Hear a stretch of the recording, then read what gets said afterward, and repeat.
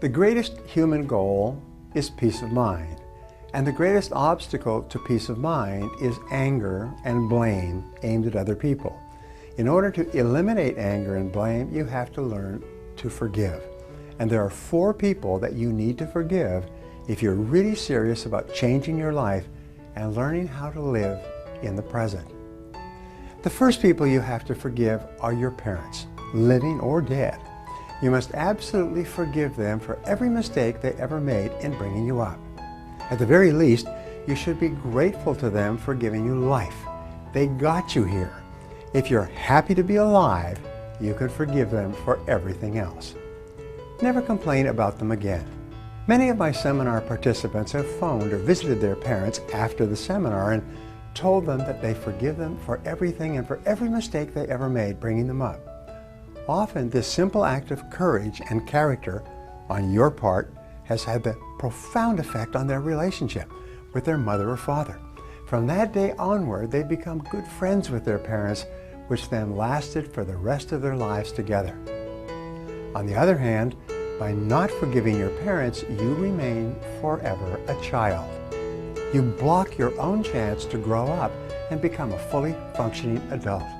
You continue to see yourself as a victim of your parents, a victim of your childhood. And even worse, you keep your negative feelings of inferiority and anger alive inside yourself.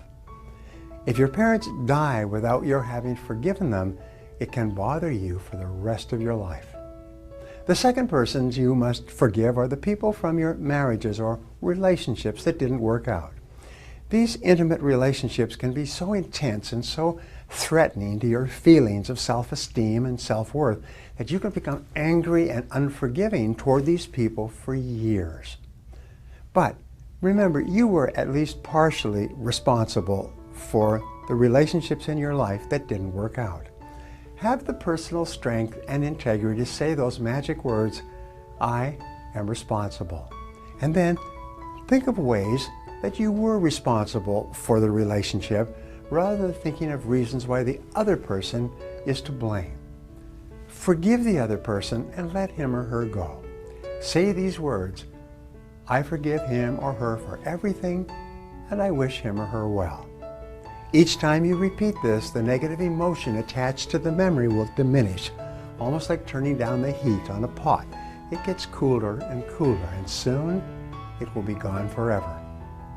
Many of my seminar graduates have found that the letter is the key to putting a bad relationship behind them forever. This is a powerful technique that I learned many years ago and that can free you from feelings of anger and resentment almost instantly. It can liberate you from the negativity of a past relationship in a matter of seconds. Here's how it works. What you do is you sit down and you write the other person a letter of forgiveness. This letter consists of 3 parts. First you say, "I forgive you for everything you ever did that hurt me." Second, you write out a description or list of every single thing that you're still angry about. Some people write several pages in this part, what you did, what you said, what you didn't do, and so on. They get it all on paper. And third, you end the letter with these words, "I wish you well." You then take the letter to the mailbox and drop it in. Or if you're using email, and I prefer to do it on paper, if you're using email, press send. At that moment, you'll feel a huge sense of relief and you'll be free at last. By the way, don't worry about how the other person might react. This is not your concern. Your goal is to free yourself. It's to regain your peace of mind and to get on with the wonderful life that lies ahead of you. Now, the third person you must forgive is everyone else in your life who has ever hurt you in any way. Let them go. Forgive every boss, every business partner, friend or crook or betrayer who has ever caused you grief of any kind. Clean the slate and forgive and forget.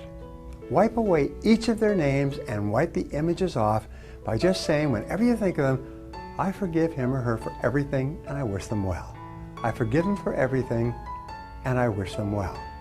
You just repeat this statement every time you think of the other person or situation until the negative emotions actually disappear. It's the most amazing darn thing. Again, when you start to say it initially, when you think of the other person and they make you mad, you won't see much of a reaction, but as you keep saying it, I forgive them and wish them well. I forgive them and wish them well. Your temperature goes down and down and down, and like a fire with no fuel, it finally goes cold, and all the emotion is gone.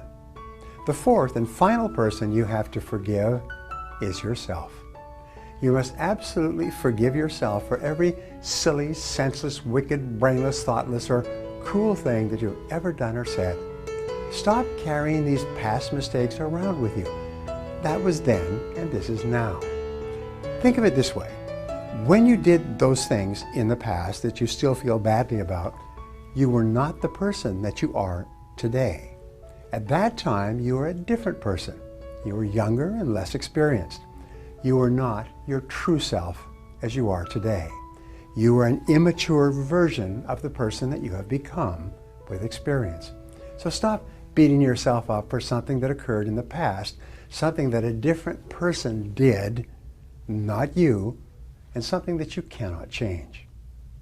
Just say the words, I forgive myself for every mistake I ever made. I am a thoroughly good person, and I'm going to have a wonderful future. Even better, you can add the words, I love myself unconditionally. When you love yourself unconditionally, you let yourself go. Now, whenever you think of that past event or situation or person that you hurt or did something untoward to, just repeat, I forgive myself completely. And then get on with your life. Focus on the future rather than the past, and don't look back. Look at where you're going rather than where you've been. And finally, if you did something that hurt someone and you still feel badly about it, you can go to that person or write and apologize. Just tell the person you're sorry for what you did or said. Whatever his or her reaction, positive or negative, it doesn't matter. The very act of repentance, of expressing regret, will set you free.